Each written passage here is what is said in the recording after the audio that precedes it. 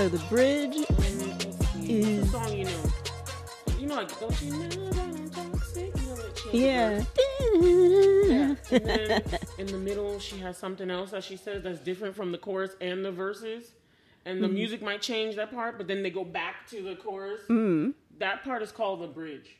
But a refrain can be another part that's different from those three, but it can keep going. You know what I mean? So that's why it sounds like a refrain to me. Does that make sense? I wish I can show you. Let me try and find a song with a refrain. No, we don't want to get, if we eventually get monetized, we don't want to get demonetized. What do you mean? We're going. What's up, everybody? Oh, snap. I'm sorry. Welcome to Bola's music theory class. Okay. Let me just make sure I have the definition right so nobody cancels me up in this piece. All right. So it's, refrain, definition, music. You talk, Whitney. Yes, you are listening to Bola's music theory class, and we're about to go into BlerdTalk with Bola and Whitney. Okay, so it says here, a refrain is a repeating line or verse used throughout a song, often with an accompanying melody particular to that line or verse. Refrains are used a few different ways in music. One of the most common examples is the use of a refrain, more commonly known as a chorus, in pop music. And so I called it a refrain because it's repeated, but it could be different from a chorus. Oh, so a chorus is a type of refrain? Yes. There you go. Interesting. Okay. Yeah. So a chorus can be a refrain, but wait, sorry. A chorus is a refrain, but a refrain is not necessarily a chorus. Exactly. Interesting. So that's why I called that part a refrain, because it's repeated, but it's different from what's already been established. That was repeated as well. So it's like, you have a chorus, and then you have a refrain. I would just call it that as opposed to the bridge, because the bridge is something that's different. It's like a breakdown in the song, and then you go back to the whatever the chorus poppy part of the songs are. Exactly. Interesting.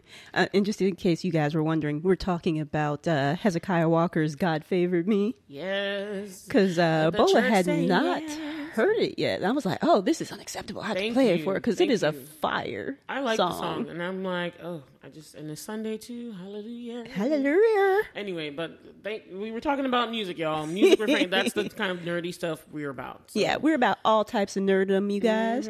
But today we are talking about the other black girl. Yeah, so instead of getting Halloween-y, let's get Halloween-ish. And I didn't get all ghoul and goblin, and I was like, let's do an episode on something that's a little, spooky, thriller-ish. Suspense thriller. Let's say suspense instead of spooky, because it's not really spooky, but it's like suspense thriller-ish. I mean, it's like the concept can be considered like disturbing. So I would say, it's horror adjacent because of that, because it's kind of like Get Out type of vibe. But yeah, so I agree, it's like horror adjacent. Yes. And because Alchemy of Soul was too long to finish before I finished it already, but Whitney hadn't finished it, so I was like, because that was mine, because that actually has some horror elements in it. Oh, interesting. With just the creepy parts. It's really, I think you would really, really like the show. So if we don't get to review it, I really highly recommend it. Alchemy of Soul is a Korean drama. It's a period piece, but it also has like it has fantastical elements in it. People have powers, and there's these kind of soul thingies that are like dead, and then they turn to stone when you like stab them with the right knife thing. I don't know. It's creepy and cool at the same time. All right, but we decided to do the last month of the last days of this month, and I know everyone's like gearing up for Halloween stuff, and so you'll get this. Probably Halloween, yeah. So you're hearing it on this is Halloween. This is Halloween. Yes, if you celebrate that. All right. So we're gonna talk about a series called The Other Black Girl. But before that, you guys know what we're gonna be doing. We're gonna be blerding out, y'all. Yeah, blurred out. Blurred out. Blurred out. Blurred out. We are back in what's the word for it? Full form? Not full form. It's something form, fine form. Yeah. It's like there's a turn of phrase. There's a turn of phrase. I thought it was full form. Back in full form. Back in the force. I don't know, I'm just saying stuff now. I can't remember. That is going to bother me back in something form. Sorry, I am Googling. Why don't you hold it down, Bola, while I'm Googling? Because that's going to bother me. Not when I put a grape in my mouth. Oh, man. I'm joking. I'm just joking. All right, so I'm learning out about... what am I learning out about? All right, well, I'll learn about this. I didn't think about one for Blerd Out this time. Oh, yeah. And now I remember. So I went to a book signing, an author talk, me being the budding, like the hopeful writer that I will hopefully become. Amen. In Jesus' name. But Amen. I love going to see authors that I like or talk, be among them. I'm just like a fangirl for people that write, especially Black women. And then I particularly found a Nigerian Black author who has this awesome book about Black women in Europe and what they go through in the country of Sweden. Because she's a Nigerian, born and raised in Nigeria, and then she grew up also in the U.S. and then moved to Sweden. She's a traveling it's writer. her. Yeah, Lola. I couldn't. Well, I remember you describing her books, but I didn't realize that was the person that you. Okay, cool. And so I got really. I know we talked about her last time because I'm just a fan of hers. So I went to her book signing and her author chat last week at the book bar. I always shout out Crystal at the book bar. I don't even know if she listens to this, but she should know how much I shout her out and support. But she has book 2, and I was like super happy about it that I pre-ordered it, paid my tickets. Paid for, not ticket, but I paid my I just pre-ordered the book anyway, so I could go to the event. And I just loved it. And the only thing I didn't like was I didn't read the book in advance. But then the book didn't come out till after that talk. So she just wanted to kick off her talk and her book tour in Richmond. Because she actually mentions Richmond in the books for one of her characters. Richmond, our city. Yeah, so like one of the main characters, her twin sister, lives in Richmond. But then the main character ends up in Sweden where all the other ones are. But she started off in like DC area. And then anyway, I don't want to get into the book, but the book is called, the first one is called, In Every Mirror She's Black. And then the second one is called Everything Is Not Enough. And I'm telling you, I started it and I'm already like, oh, I was reading another book, but then I just totally like, I'm reading this one. I get the audiobook and it was just fantastic. Like, I haven't finished it yet, but already I'm like, oh, this is good. I can't wait to get into this. You know what I mean? But I love that she signed it. She talked to us about the issues and how she hopes that her books are changing things. Because when it comes to racism and stuff in Europe, she's like, the way she likened the situation is that if in the 1960s, America went through their real big change on race issues, where people were fighting and dying and, all the Martin Luther Kings and the people, all those people. She's like, Europe is kind of like in that phase. They're super behind on equality and like even just for women and between women and men. That's like the issue that they can deal with. It's like they don't want to deal with everything. They only deal with one thing at a time. So when it comes to racism, they're behind. And you look at America, we still got a long way to go too. But if you imagine the difference, where over there, it's such a problem. And the funny thing is, it's a problem they created because they decided to go out into the world, inflict this upon us, racism upon everybody, and then claim how great they are. But then, okay, now that everybody got their separate countries and stuff, and now they want to come to you, you have a problem with that, So you don't want to be open and accepting of other people. You don't want to be seen and shown your problems, but you can talk about other countries. You know what I mean? And so she talked about how in Sweden, they don't tolerate any negative press at all. Like any kind of issue, they squash it. They don't. They're like, we're the best country ever. There's nothing wrong here. This is not a problem. And she's like, no, there's problems. The people are dealing with it. Even their own people are repressed. Like they don't talk about their issues. They have a high suicide rate as well because even they themselves don't talk about the issues and things they're suffering. Stepford Wise type of thing. Yeah. So you can imagine how people of color are suffering. And so she really lets this book shine a light. And then some people were like telling her like one of the most crazy. I'll just mention this and I'll move on. But one of the most crazy things she mentioned was that a lot of refugees go to Sweden.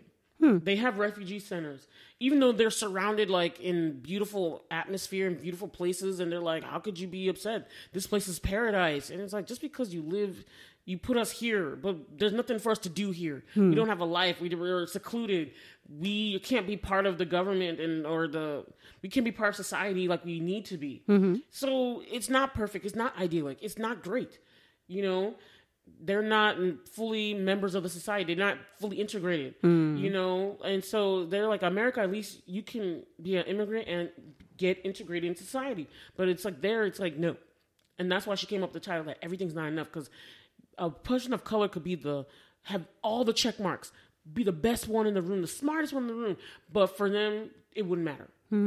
Just because of your skin or where you're from or whatever language you speak, all that list is not enough for them. And that's why she named the book that part. And there's so many other things, but she talked about how one person was like, we don't even have a refugee. She's like, I didn't even know we had refugee centers. And I'm like, where do you think the people of color are coming from? Like, it's one of those like, oh, because the blinders are up and they don't see everything's rose colored in their world. And this is a white person that came to her after reading her book in Sweden. And mind you, the Swedish government doesn't want her to tell the truth about these stories and things, and they refuse to publish her book in Swedish. But the English version of her books sell out all the time. So people are reading it. They're just not reading it in English, but they're suppressing it in their language because they don't want people to read it. But in Sweden, they speak English too. So they have that kind of power? Yeah. They won't... Like the publishing houses or like government? Because they want her to take out the parts that make Sweden look unsavory. And she refused because she's like, no, these are true things that have happened to people. I want people to see the story of how people of color are suffering here. These are the things that I found out from talking to them, from being one, because she is a Nigerian immigrant to that place. She married a Swede, her children are half Swedes, but half Swede children still have problems, even though they're like, I'm Swedish, I grew up here, I speak Swedish, but they're still like not full citizens to them. And she's like, the society has to change because I have a future generation I'm building here. They're Swedish. I didn't raise them in America. I didn't raise them in Nigeria. I had them here with a white Swedish man. And she wants society to be equal for them. You know what I mean? They want a better society for her kids. So she was seeing, and for the women and people from different countries that come there. Yeah. You know, and so the xenophobia and all that kind of stuff. And I told her that, I was like, yeah, this is a fictional book. Even though it has trimmings and things that from real people, you know, changed up a little bit. It is a fictional book. It is fictional. And it's not her story, but it's the story of many black women. And I told her, I had to thank her because I was like, you know what? Your books is not just for entertainment value. I really think your books have purpose. And I was like, you're amplifying the voices of these black women that are not seen, not heard throughout the whole world. And so I really hope they make her books into a series or something so people can see it. I'm pretty sure the Swedish government will be trying to fight that. But if it's made in America, nobody can say nothing. And so that's all I really want to blurt out about. I just was really happy to get her book and meet her again. And I wish Lola the best in all she's doing. And there better be a book 3. I'm just lying. All right. So what are you blurting out about, Whitney? Well, no, I guess I could say that I'm actually blurting out about something. I did go see yesterday Five Nights at Freddy's. I'm not blurting out about it. I'm just talking about it because it's not really what I would say blurred out worthy. It wasn't bad, but it wasn't great. Okay. So I was a little... I read an article after watching it. Apparently it's based off of a video game series because I was familiar with the title fight of Five Nights at Freddy's, but I've never played the game. It's only because I was trying to buy, I think it was actually an Ant-Man figurine for my friend Antonio, who I call Ant-Man, for Christmas one year.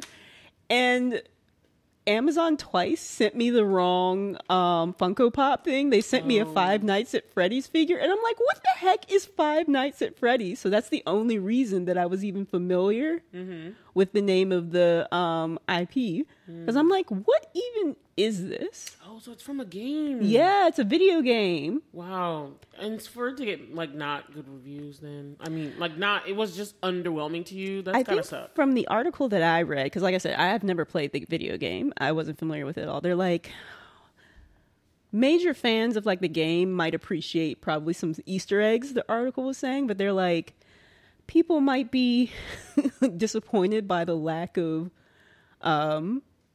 gore and stuff. And I don't go to a movie to see gore. I'm not like, oh, this one's really gory, must go see it. But it's like the way though that some of these people die, you're like, interesting lack of blood there. No. It's like, it's PG-13, but I get. Is that why you didn't like it? It wasn't gory enough? No, that's not why I didn't like it. It just wasn't great. Like the storyline was not. So the whole thing was lackluster. So like plot, do you think it is, or the story, was it like lackluster? It didn't really hit me. Okay. Well, because one of the things I was talking about this with a friend of mine from work, Reagan, and I was just saying that it's kind of sad that you don't like horror, Bolaji, because it's interesting. Horror like movies and series, if it's really good, it kind of hits you in a different way.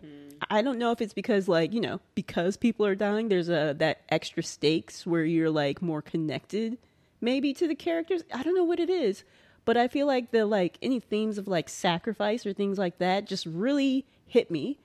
And for some reason, I don't know, maybe that's what it is. I just really I don't like seek it out all through the year, but I especially, once like mid-September hit, I was on like my horror binge. But like really great horror, it just really kind of stays with you. And like, I feel like it stays in the bad way. That's why I avoid it. No, not for me. Like if it's a really great one, like a really great storyline, it stays with you. I think of like Guillermo del Toro's The Orphanage. Like if you watch that, and that one's not really like a gory, it's like a ghost story type of one, but it's got a really beautiful story. Right.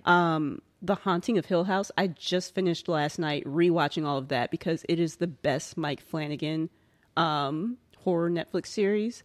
It's still the top. He just put out a new one this year called The Fall of the House of Usher, which is what I will actually be blurting out about that. I'll be blurting out about The Haunting of Hill House and The Fall of the House of Usher, but just talking about Five Nights at Freddy's, nothing really hit you very well.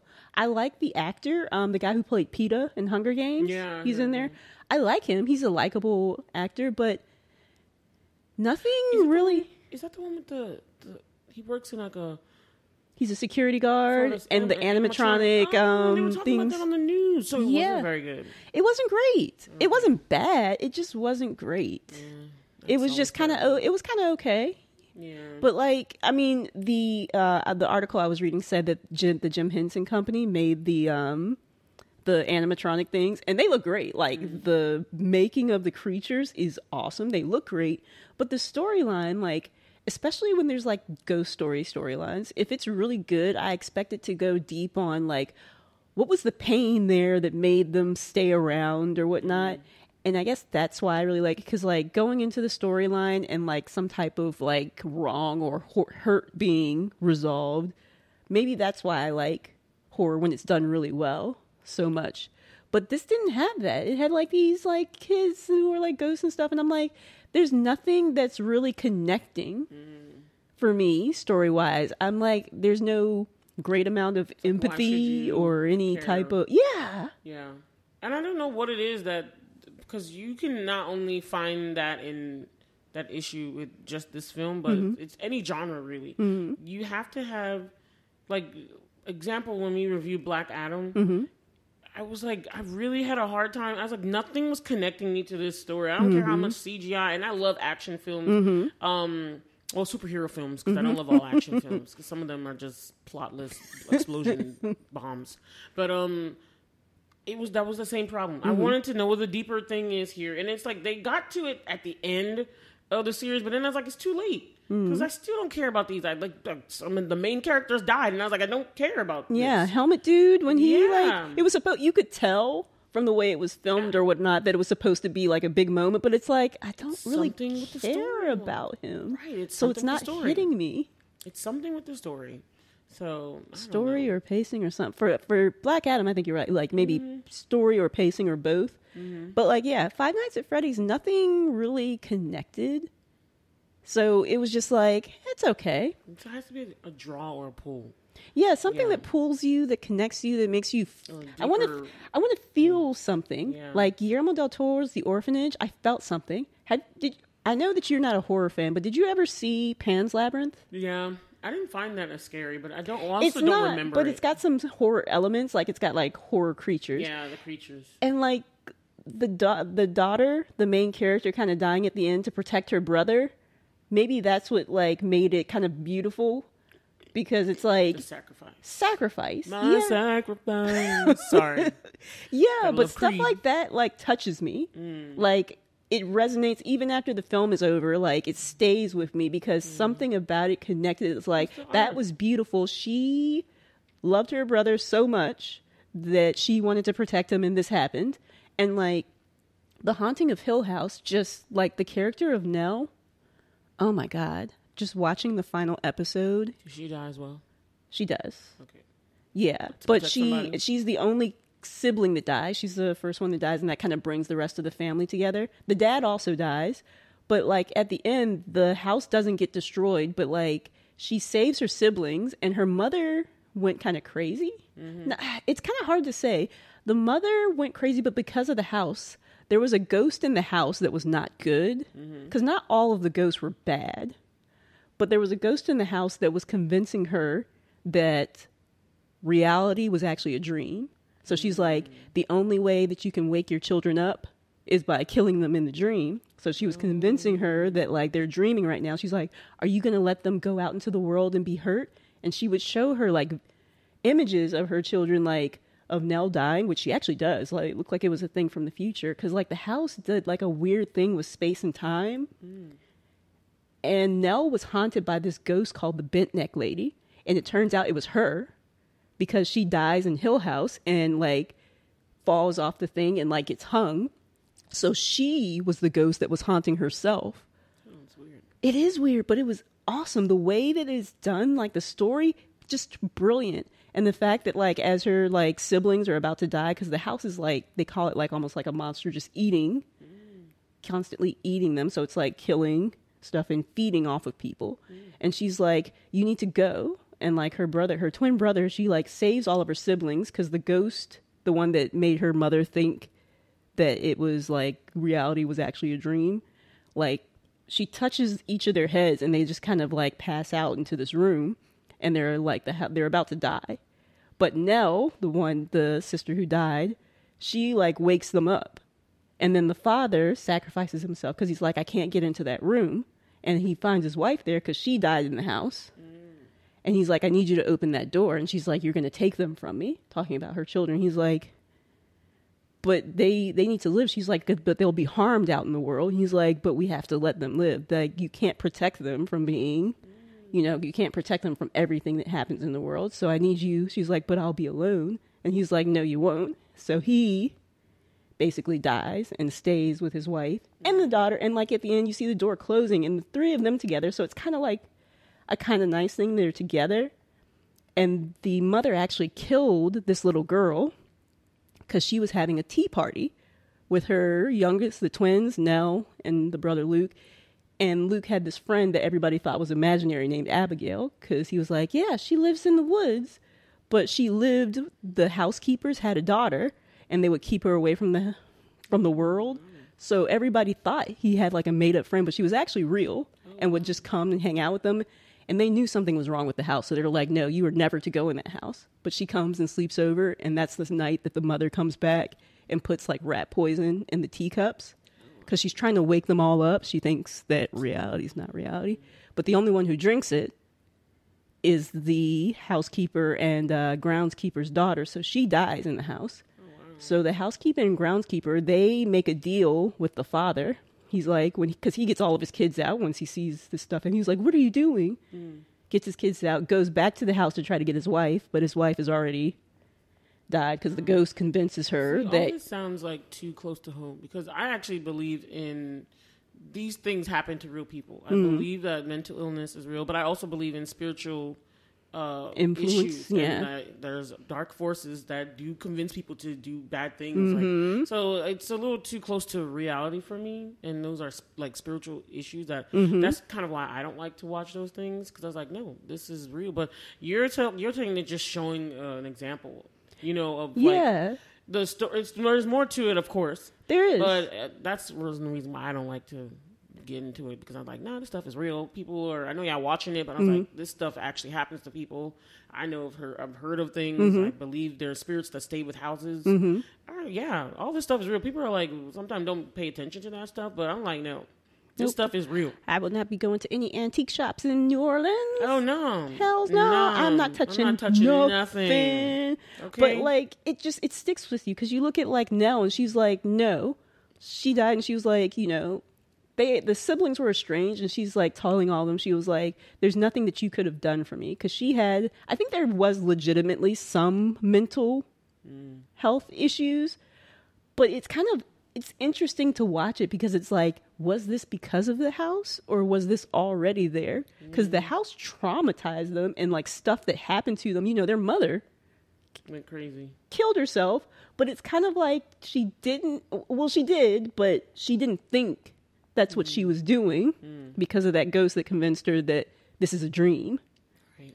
So it's like this stuff is happening and she make sure she protects her siblings. Whitney's giving the whole story of the whole movie. Y'all. Yeah. All of our stuff is spoiler full, not spoilerless. Okay. So what is the title for this? This is The Haunting of Hill House, and it is brilliant. The Haunting of Hill House, and then what was the other Blerd Out? So the other Blerd Out is actually The Fall of the House of Usher, which is his newest. Mike Flanagan is the.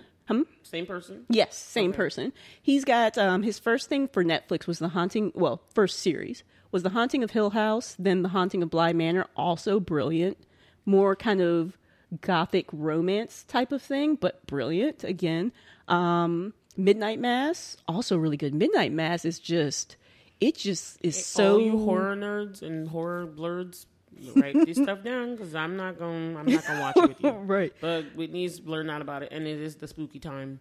So, but yeah, y'all get these titles. Get them, y'all. But like Midnight Mass is so existential. I just like after watching that, you're just sitting there, just like dazed, just thinking like, oh my god. Midnight Club was, I think, his weakest one. I would not rewatch that one. And then the newest one is The Fall of the House of Usher, which I thought was good. It's not like the top one. I wouldn't put it over. I think I would order them probably The Haunting of Hill House, The Haunting of... it's hard to say between The Haunting of Bly Manor and Midnight Mass because Midnight Mass is very different. It's kind of a vampire story, but kind of, I don't know, it's just very existential. So it's very different. So it's hard to compare since they're kind of different things. But those two may be very close to each other at the top after The Haunting of Hill House. Midnight Club is way at the bottom. Okay. And then The Fall of the House of Usher, I probably put behind, like in the middle. But it's good. I like the, he uses a lot of the same actors and actresses. And it's cool seeing them, but it's just, I thought it was a really solid, good series. It's not at the same level as The Haunting of Hill House or like Midnight Mass and Bly Manor, but it was just really solid, and I really enjoyed it. But like stuff like that, and another one that I just must really like his work. Before I Wake is a movie on Netflix that he was actually involved in, so it's kind of funny to go back. That sounds like is it about dreams? Yeah. So the synopsis is this little boy is special. He's in the foster system because his mother died. And whatever he dreams, like, comes to reality. Like, it comes into our world. Oh, interesting. But on the other side, if he has a nightmare, then that comes as well. It's creepy. Yeah. So he's, it's not his fault because this is just an ability he's always had. But people get hurt when he does have a nightmare. And he has, like, he hides away, like, energy drinks in his room. To make sure he doesn't... To try to not fall asleep. Oh, wow. Yeah, but it's another one of those where it's just about, like, sacrifice and love and loving someone. And I don't know. It's just... Stuff like that is just brilliant. I love it. It's the same reason why I love the Haunting, the Liam Neeson one, which The Haunting of Hill House, The Haunting, and apparently there was a 60s version of The Haunting, but they're based off of a book. But anyway, it's just, I find something really compelling about great horror. It, the newest one, is also really good. It and It Chapter 2, excellent horror. Okay. So those are my horror recommendations, you horror heads. If you love this genre, please go out and watch those, because you've got no taglines, blurty stamp of approval. Me, I just was like, no, I'm not. I can't do it. But it's not for everybody. Everybody got their cup of tea. Everybody got their cup of tea. But I do like what we're going to be talking about next. Our story, our show, for our main topic, and it's the Hulu series, The Other Black Girl. And so this is actually a book. It's who's the author of this book? The Other Black Girl. Zakiya Delilah Harris. Yes. And I remember that I had this I had bought the audiobook and I had on my list of something to read because I had heard so many good things about it.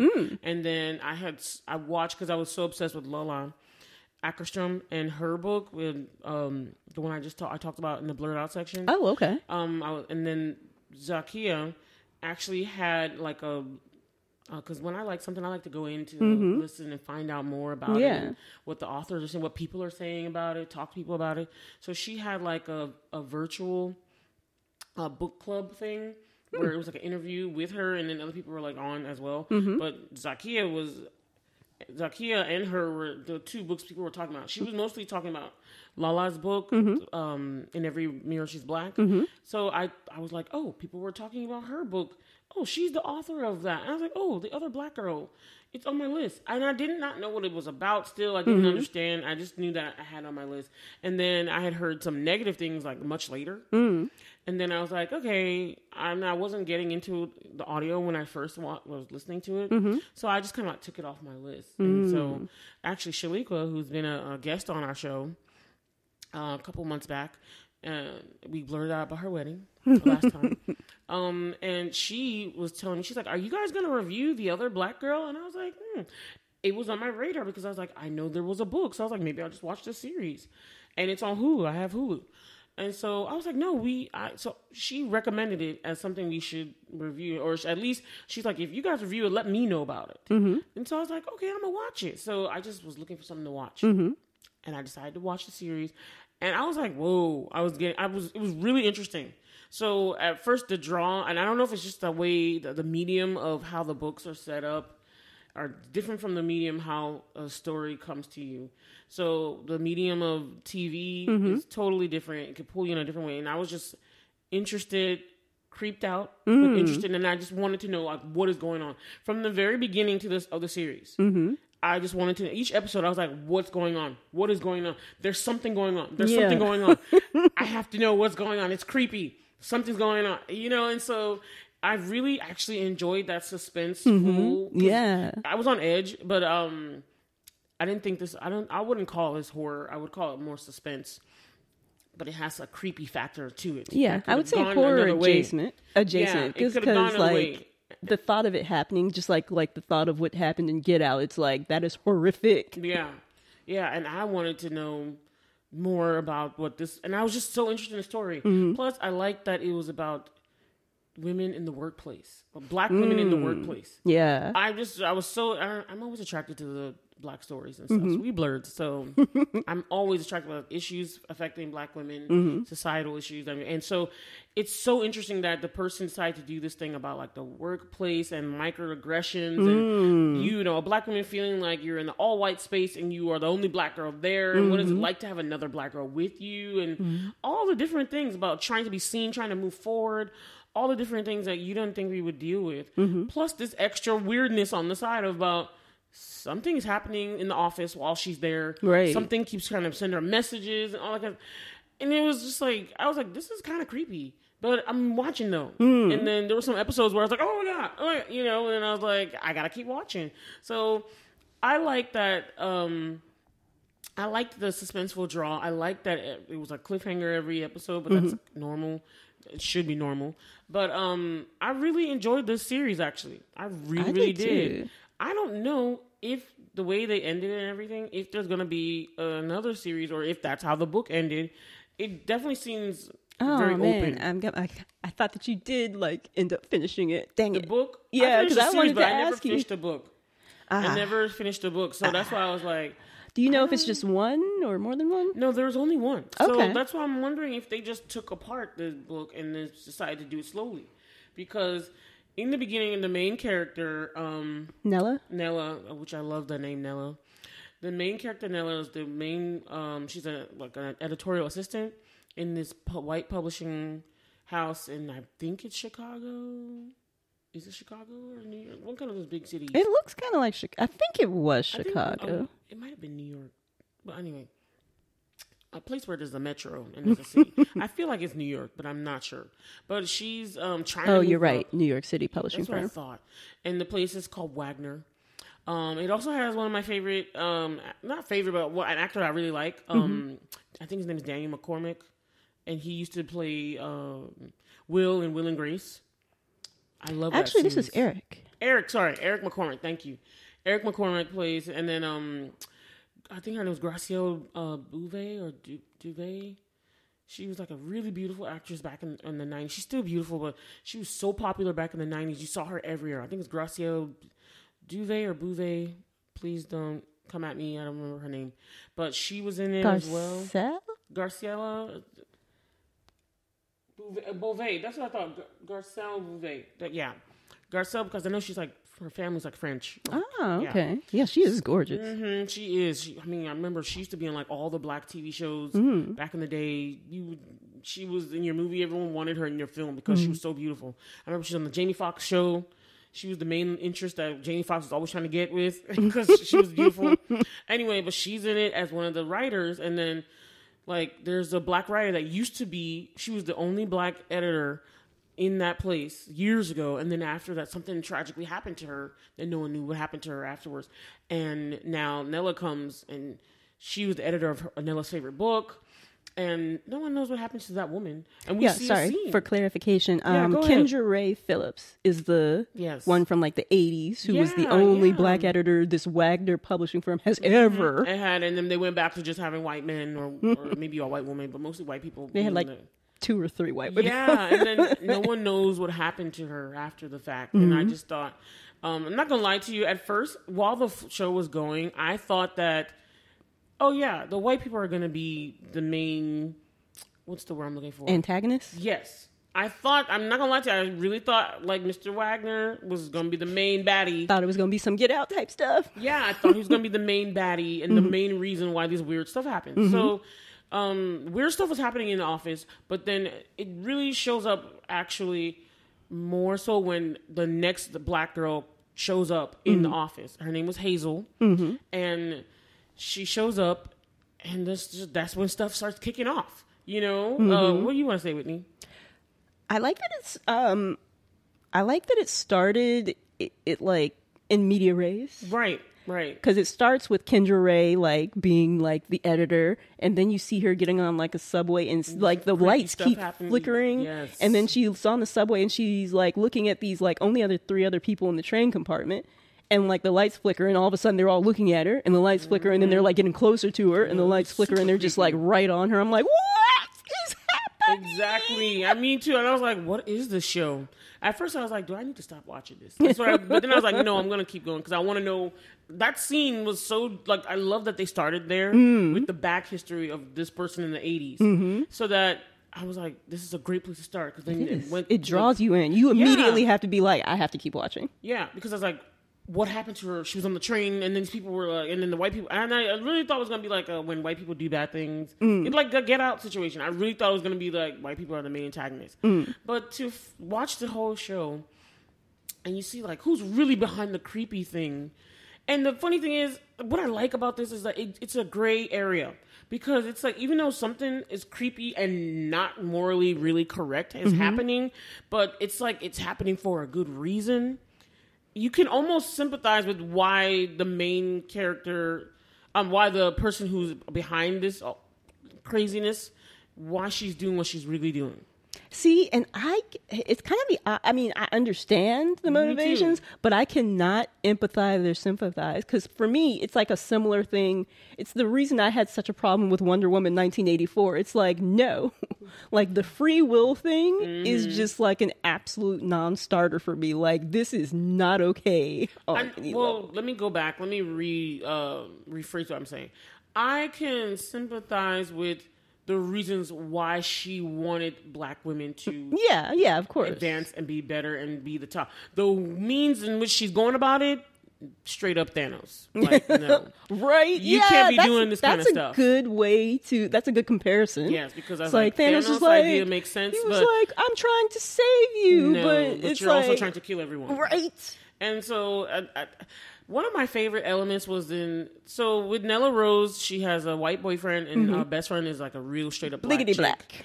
Lickety black, straight up black chick. And I love that her friend is like, as soon as she meets Hazel, she's like, something's not right about her. I don't like her.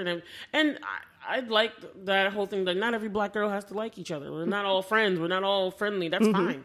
But she was off on Hazel from jump. Yeah. And then Hazel I'm sorry, as much as I was like, this girl is really sweet and nice, but when Hazel had a chance to show herself, she really was shady. Yeah. Because she came at her with that thing and then reneged on her in the office. And I was like, why you do that though? Yeah. Something's wrong with you. And then the way she like gaslit her. Right. Because she legitimately gaslit. She was like, well, I don't know why you did it. Then it's like, you were giving all the signals like, go, go, go, go, she go. was like, I'm going to back you up. And then you were giving her like, go ahead. Say this thing that may get you fired. You know, and she's like, dude, make a stand for yourself. And Nella was like, no, I really would like to preserve my job at the moment. And I'm just going to follow in line, even though she knows she was right. This author had this really stereotypical black character in the book, and she was like, this is problematic and not good for the culture. You need to take it out. And she wanted to be honest, and it wasn't tolerated. Her boss was like, no. She's like, just don't say anything. Just let's keep it. All that unraveled, but the fact that Hazel was pushing her to say the thing, and then she was supposed to back her up, and then she didn't, and made her look really bad in front of everybody. And then afterwards, she made it look like, I don't know why you're mad at me for this. Right. And it's like, no, dude, you said, and you're like, I don't know why you picked that moment. Like, you set that moment up. Right. She would not have even thought about doing that if she hadn't like made the setup. I'm like, you are gaslighting her. Right, exactly. And with this series, it really plays a lot on like, one, I'm trying to get new friends. Like, I really liked this series because, one, it was very entertaining. It was funny in places. Yeah, I just love the dynamic. I love the structure of the black women in the office and dealing with issues. And I can't remember what's her friend's name. Is it Malika? Malika is her friend's name. Malika is freaking awesome. She's the MVP. She's MVP. And again, another Nigerian actress. Okay. I was so happy. But I like the different touch points this show. Like, and it had the creepiness, but within the black community. So it was like almost like a Stepford Wives thing. Yeah. For the black girls. And it was weird because, okay, so essentially what happens, y'all, spoiler alert. Essentially what happens is that the creepy thing is that Hazel works for the main antagonist, I would call her. And her thing is that they try to recruit black women that are in places of power or places in business that can do more, want to do more, but are not given the opportunity to do more. And for some reason, they put this like magic hair grease that turns them into the corporate black girl. You know, like mind control stuff. Like mind control is inside the grease. I love that. I love that it's hair grease, something that black women already use. Yes. And it's the hair grease that transforms your mind somehow so that you can be like the engineer, the corporate high. Because then they're just like change. That moment when they were over there for like the little party, and they were all so moving weird. At the same time. And it was like, oh my gosh, it was creepy like crazy. Yes, creepy like crazy. I mean, I'm not gonna lie, Hazel was acting weird from the very beginning. Especially that time she just appeared outside her house, and she didn't. Nella didn't know she was there, but it was all like, what's going on? Hazel, I don't trust you. See, and I like how gray that mystery. Moment was. Yes. Because she's there at the house, and it's like, this is kind of creepy, but at the same time, it's like, it seems like she has good intentions with this, but this is creepy. And it's like, nah, it's creepy. But, in your head, you're like, you don't want to misunderstand people, because some people just don't have great boundaries, or they don't know socially that this is not an acceptable thing. But they were setting it up really well to show that Hazel is not always there for the great reasons, and there is reason to be wary of Hazel. Yeah, but even though she was so sweet and kind. She was. And as a viewer, like, not as the character, because, you know, the character, like, Malika was like, nah, she's not cool. Something's wrong with her. But, like, Hazel's like, nah, I think she's okay. And as the viewer, I'm looking like, I think maybe she's all right. Maybe the thing at the beginning with, like, the not backing her up, maybe that was, like, a misstep. Maybe she's okay. But that's the thing. It's just so insidious. Exactly. What was going on was insidious and weird. And I was like, Nella Rose is the main character, and it was like weird things was happening to her. She'd be working late. Somebody would put a message in her bag to leave Wagner now. All this weird stuff. Somebody drops a manuscript, an old manuscript of her favorite book that was edited by the only black author there that disappeared, that nobody knew what happened to her. And it's essentially you think that she committed suicide or something. Yeah, because like the boss, the guy Wagner, the founder, he tells her, he's like, oh no, we can't have a remake of the book with Diana and Kendra Ray because Kendra Ray's dead. Right. And the author of that book, Burning Heart, was Garcelle Bouvet's character, and her name was Diana Gordon. So Diana Gordon is the one behind everything. So I thought it was Wagner, but Wagner was just he's an accomplice. Puppet. He's an accomplice, but he's just a puppet, really. He's just falling for the chocolate, and he don't know what to do with himself. But it's also interesting because I'm like, how? I hope that they get into that in the second season, because I'm like, how did you come upon just making this mind control, hive mind hair grease? Yeah. I mean, I know you probably had the means because Wagner was rich and you married him, but like, how did you even stumble upon this? Like, what in... Right. And Kendra Ray was her best friend. Diana and Kendra Ray were best friends. Diana goes off to a PWI school, does well. I think it was Yale, actually. Let me just say Ivy League. Maybe for people who don't know, like, just like the... PWI means predominantly white institution. There we go. And so she goes, but I would have to say, I think she went to Ivy League school. And Diana wanted to be an author. And so she just squeezed on in there, but she managed to get McCormick, his character, Richard Wagner, to publish her book, but then he makes some changes, and Kendra's like, no, this is not correct, this is not right. And I don't know if Diana always had this hair grease the whole time. It seemed like she's had it from the beginning, because they did show flashbacks of when they were younger. So there were two sets of actors for Diana and Kendra. But they did, but like, she did her hair before. They showed in some of the flashbacks. I don't think she ever put the grease in there. We didn't see her use the grease, but there was a scene where she was trying to put the grease, but Kendra stopped it.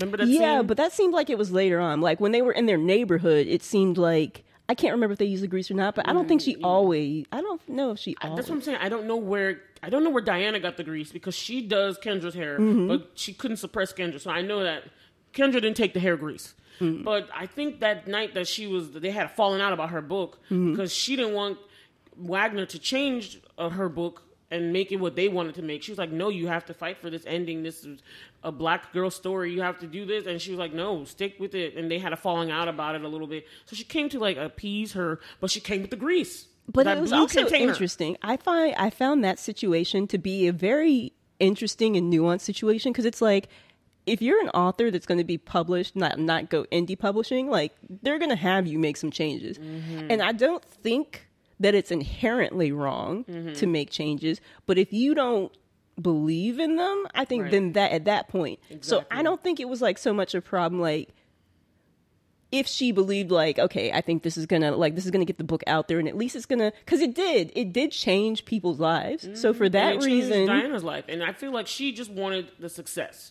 She did. Black people to move forward. Yeah, and at the same time, it touched so many black women, because like Nella was influenced. Nella was influenced by the book. Like, so it did its job in that way. And if it didn't have like the kind of wider audience, it might not have reached as many people. So like, you know, like you hear about these other like directors or something, like they have to do the big ticket thing so they can do their passion project. Right. And I felt like it was kind of like that. Like, I don't think it was inherently necessarily wrong if it accomplished what she wanted. If she wanted the wider audience, the wider reach, then I think it was fine. But if she didn't believe in it in that way, I think it would have been wrong. So it's like, I think it's very... the thing I think is wrong? I think it was the moral... it was like this moral decision of... Well, the fact that Diana and Wagner were getting it on, that part to me was like, okay, so are you changing it because you're with him, even though he's a married man? Or are you changing it because you just want to put your book out there? Was he married at that time? He's married, yeah. But he's married to her, though. He's not married to Diana. He has a wife.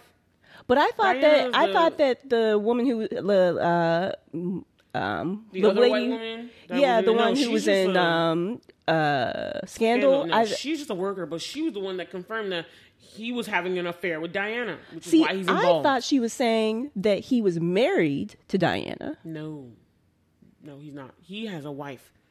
Diana is the side chick that he just loves Diana. I was confused by that part because I thought she was saying that actually is his wife. No, they're not married. He has another wife that she's not important. He has a wife on paper, but he secretly loves and had this long-standing affair with Diana. And so that's why it's like the color is really, something's not right here. So that's why I was like, what is she really trying to do?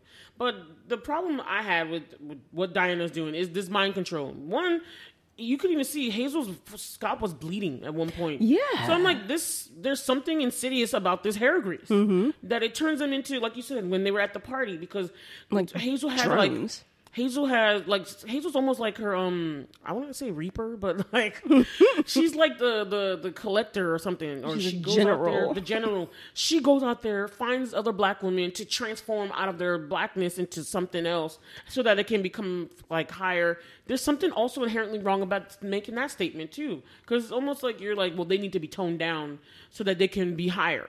And they're like, well, we need to get our foot in the door, but we don't have to change ourselves to get our foot in the door. And I feel like that's what Kendra was saying the whole time. And I don't think Diana agrees with her. But also the hair grease thing is also just wild and crazy. So because they showed the before and after pictures of all the women that were at that friends gathering, and how they were all totally different chicks, different style, different talking. Because then they had like the voluntary and involuntary. Like, yes. I'm like, it's still messed up even if they chose it, because like they still have like that hive mind type thing. They're all moving at once. That hive thing is creepy. But like, even if but especially like the involuntary ones, like you have just like taken away someone's free will, and like they just like kidnapping. Like, and you turn them to not be themselves. So it's like maybe they had all the stuff in them. Like I feel like Nella and all the women they were already strong black women that knew what they were about. They understood, they were themselves.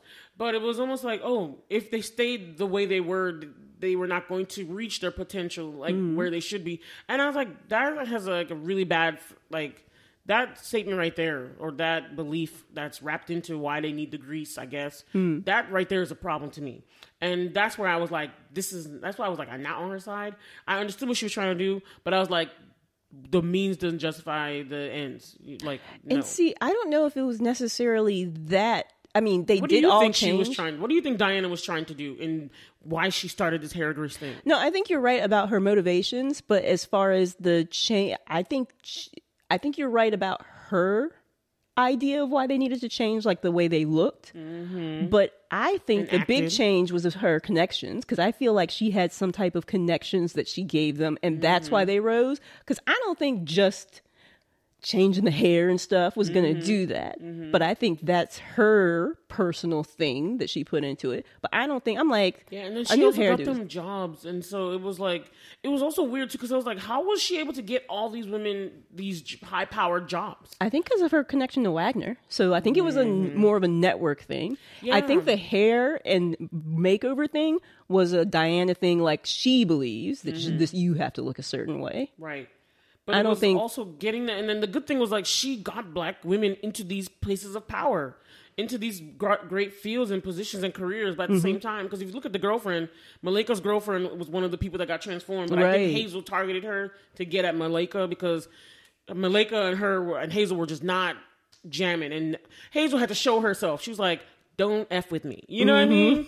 And she's like, "I'm about to get my target," you know what I mean? Nella's my new target, and I get in my case so I can be done with everything. And Hazel's actual story was really sad, but it is so interesting, and I really felt for Hazel actually after seeing her backstory. You did have sympathy for her, but at the same time, it's like it makes it a little bit more wrong. It's almost like she's like in slave times, like the like an overmaster, like the ones who would rat out the other ones, because it's like you still have your mind about you and you're doing this, so that makes it like the ones who put the hair grease in, they didn't have a choice. Like you put some type of mind control hive mind thing on them. But she took the grease too, though. But she took it willingly. She did, but like with her conversations with Diana, you could tell that she still has some type of autonomy, though. So I wonder if the other chicks do too. I think it depends. Maybe I think it's like a not a total mind control, but like a mind switch or something. I think it depends on. You remember the paper said voluntary or involuntary, so I think maybe for the voluntary ones, maybe they still retain some amount. Yeah, maybe. But for the involuntary ones, because like the one who was trying to help Nella, who was trying to warn her, like. That definitely, I don't think she retained like hardly anything, because she did not want that. She did a lot of bad stuff. Yeah, so there was a character that was actually trying to help Nella and let her know that, Hazel is bad news. You need to get out. Her name is not Hazel. Her name is Eva. And actually, Hazel's not really her real name at all. It's just we just know the character as Hazel, but Hazel's not her real name. She changes her name every time she moves around to get one of her targets, which is creepy. But I liked the story. I liked it. I thought it was interesting, but it was super creepy. So Hazel's not even her real name. So there was another chick who was actually trying to warn Nella the whole time, and then she was like secretly like trying to get at her, find her. They had a plan to meet, but then somehow Hazel got wind of it, and then they captured her. I don't even know where these people just rolled up on her and just snatched her, like a black van, and then she had her locked up in her house. She had that girl locked up in her house, chained to like a radiator. I was like, this is not correct. And then she's like, you should just let me do what I'm supposed to do. I was like, Hazel, you bad. I was like, nah, I don't care how nice and sweet you pretend to be. You fake. I was with Malika the whole time. And you Nella are like, such a problem because you know what's being done. And you're doing it voluntarily. It's not like you're under complete mind control. Right. You're a volunteer. And what do you think about Nella's... Like, she was trying to be blind. Like, I feel like she was like, something's happening. But at the same time, she's like, I'm trying to preserve my job and move ahead. But then also, she wanted another black person in there who understood her. She wanted them to be close. She wanted them to be cool. They gelled when they met. You know, and I don't know why. I felt like Hazel genuinely wanted to be Nella's friend, even though Nella was the target. Some part of me was like, She wanted to be Nella's friend. Because you saw after, like, in the final episode, when Nella's pretending that she took the hair grease and she has, like, the whole makeover and she gets the office and she's like, hey, girl. So now she's like, yeah, I've got stuff to do. Yeah. And you can see her face kind of drop, like, oh, yeah, okay. Like, she legitimately wanted this friendship badly. Right. And so I felt for Hazel because then I saw that she wasn't the main perpetrator of this. It's Diana's doing and forcing her to do all these things. I still like to know more about Diana's involvement in this and how she started this and why she started. I really would like them to go, if they do, because the way they ended the series, it has to be another one. Yeah, I feel like hopefully they will do another one. So the series ends with Nella confronting everything. She finally believes that Hazel is not what she says, and she finally figures everything out. I love how they even got to the black dude that was woke, the woke black dude. Yeah. And they even got to him. They put the grease on him. I was like, nah. I was so mad when that happened. Because I love when Nella initially approached him. That scene was funny, and she was pitching him on coming to Wagner to do his book. And he was like, hell no, because you thought he was going to say hell yeah. He's like, hell no. And I was like, oh, he's woke. He's going to be, he's trying to tell her, he was harsh, but he was trying to tell her, no, you need to get out of there and do something else. And then all of a sudden you turn around and then he turned into a Stepford man, and he just like, he's all changed and got the jacket and stuff. He used to have like the urban style, and then he turned into like the fitted, camel colored long. I was like, his hair was like nice cut. Everything. I was like, oh no, they done put the grease on the guy too. Yes, I was mad. You know what? I just changed my mind a little bit about Hazel, because I thought I was saying that she was worse because she has like the free will, but I'm like, in my mind, this feels like a grooming type of what's that thing where like this the Beauty and the Beast thing. Oh, Stockholm Syndrome. Stockholm Syndrome. It's not quite Stockholm Syndrome, but this feels like a grooming thing. Like, because she's so indoctrinated, it's like she believes that she has to, I guess, like, do whatever she can to stay in the good graces of Diana. So I'm like, she is a victim herself, because it's like, this person took me out of my circumstances. So now it's like, okay, she's a different type of victim. It's almost like those people who get kidnapped, and then like the kidnapper brings in like another like child, and they help to keep the other child there even when they could escape, because it's like, it's not their fault. They've got indoctrinated where they believe that they have to stay there. And then, I mean, she wanted out. She was like, Nella was supposed to be her last target, so she could be free to actually live a life where she could use her name, like, at least because she changed names every time she got one of those chicks. So I was like, okay, and how is this okay? My thing is, the girls, I guess because the mind control Grease, but they all like still stayed with Hazel, even though like, Hazel's not her real name. And it was that whole scene where they had the party, and it was just like, this is a creepy vibe. Yes. And they kept going to the bathroom. I'm like, why all of y'all need to follow me to the bathroom? And Nella was snooping. She was trying to find what was really going on, that all this weird stuff's happening. And she didn't want to believe that Hazel was the person that Malika was trying to turn her out to be. But then even Malika got hurt. Like, Malika got like run over. And it was crazy because... And so now Nella's faced with the decision at the end. She's like, I don't want anyone else in that I like to be hurt by this. So she was like, maybe I just need to leave. Maybe I just... And she can kind of embarrass herself at the big event that she was trying to fight for. Not knowing who the real person behind all of it was. The woman that she idolized so much. The one author of the book. So I just like that she made a decision. Once also Kendra came back, and then she actually was alive, but she was also the one trying to get her to leave, to tell her the truth. And I was just like, well, Kendra, you just gave up and just dropped off the grid, and you didn't fight back and do anything. And I like that Malika was like, you need to fight back, Nella. And I like that she like picked herself up, and she's like, you know what? They want me to have the grease. I'm going to act like I took the grease. And then she's like, we're going to take their whole operation down. And I was like, yo, that's the best place to end the series, and there better be part 2. Because I was like, now we got to see how she deconstructs their whole thing. Yeah. And while pretending to be on the inside. I mean, I really did not know it was going to go there. Yeah. But this show went there really quick. Nella got kidnapped. All this stuff was happening. It was a lot. And I just thought it was crazy because you're like... It was crazy interesting, you're looking at it, because at the beginning you're like, is this in her head? Is she just like overanalyzing this stuff? And then you're like, no, this stuff is going down. It is not right. Kendra was facing too in the beginning. So like Kendra was facing these issues. She was like, something is happening while I'm in this office, and I still don't know why the lights are flickering and this creepy stuff is happening. That's funny you bring that, because I was wondering about that too. I'm like, the light flickering thing. I'm like, are the lights actually flickering, or is that a side effect? And like they're perceiving it that, because I think it's a side effect. Very good. Because like the subway car thing, I highly doubt that those like the other people on the train car were actually like getting closer and closer. I think it's like affecting like a hallucination or delusion or something. So maybe she did have some of the grease. I don't know if the grease like totally subdues you, or you have to keep taking it for it to take its effect. I don't know. We're not sure. I hope they can go into it some more. Yeah. But I really hope they do a season 2, because it's a really good thriller. Are you ready for rating, or you want to say anything more about it? I think we're good. Right? Okay.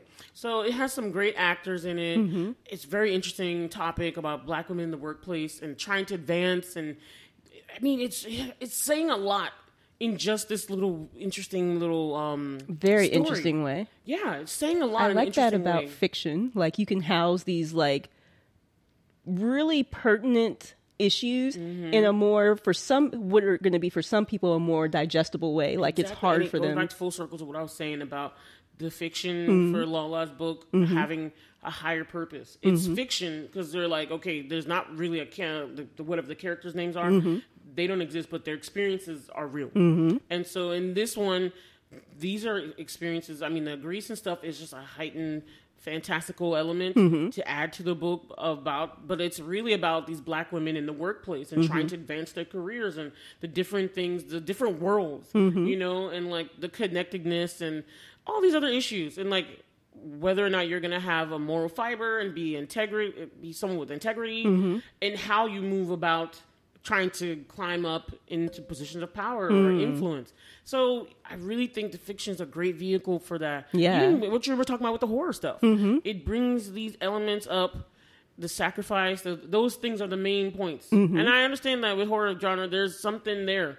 I just can't watch it. But I understand what it does for some people. Sometimes they need to see the gruesome things and in a more digestible fashion for them. Yeah, less triggering way. Yes, for them, I can't do it.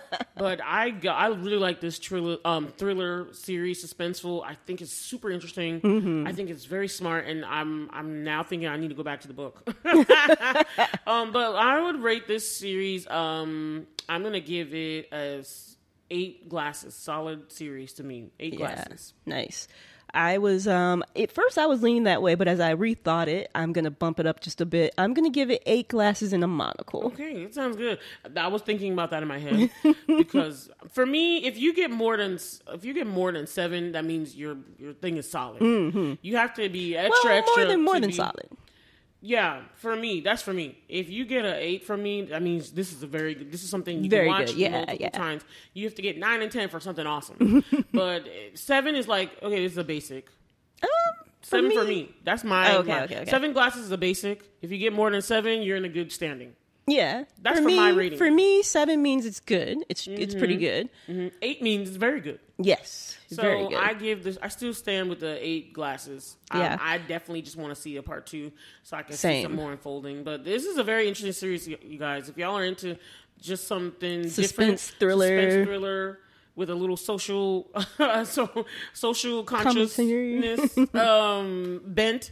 I definitely recommend The Other Black Girl. Yes. It's a very cool series. I like it. Very cool. Very slick. All right. And if you enjoyed Get Out, it's definitely got some elements of that in there. I was really thinking about that when I was watching it the whole time. It's also short. It's only like 30 minutes.